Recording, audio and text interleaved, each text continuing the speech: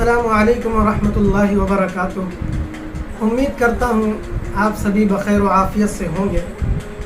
आज आपके सामने एक ऐसी हिकायत ला रहा हूँ जो आप सभी की ज़िंदगी में काम आ सकती है। अर्ज़ ये करना है कि एक मर्तबा मैं एक लाइब्रेरी में दाखिल हुआ तो सामने टेबल पर एक लेडी बैठी हुई थी। मैं करीब गया, मैंने कहा एक्सक्यूज़ मी, तो उसने सर उठाकर मुझे देखा और देखते ही कहने लगी, बेशर्म, तुम्हें शर्म नहीं आती, मुझसे बाहर चलने का कह रहे हो। मैं हक्का बक्का रह गया। पूरी लाइब्रेरी मेरी तरफ देखने लगी। मैं परेशान था, मरता क्या ना करता। मैं दूसरे टेबल पर चला गया, बैठ गया।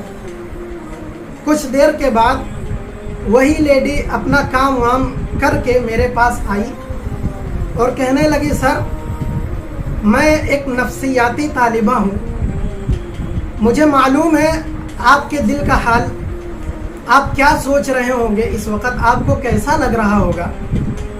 मैं एक नफ्सियाती तालिबा हूँ। मैं देखना चाहती थी कि आप इसका रिएक्शन क्या करते हैं, आप इस पर क्या बोलते हैं।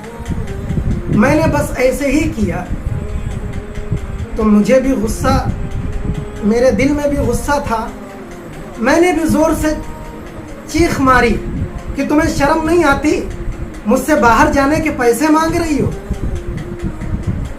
तुम्हें बेशर्म, तुम्हें इज्जतदार समझता था मैं। तो पूरी लाइब्रेरी आंखें फाड़ फाड़ कर मुझे देखने लगी। मैंने उसके कान के करीब सरगोशी की।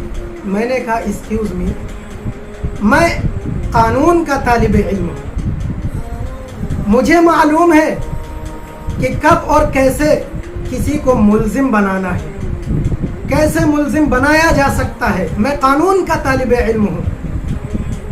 मैंने भी आपसे मजाक किया था।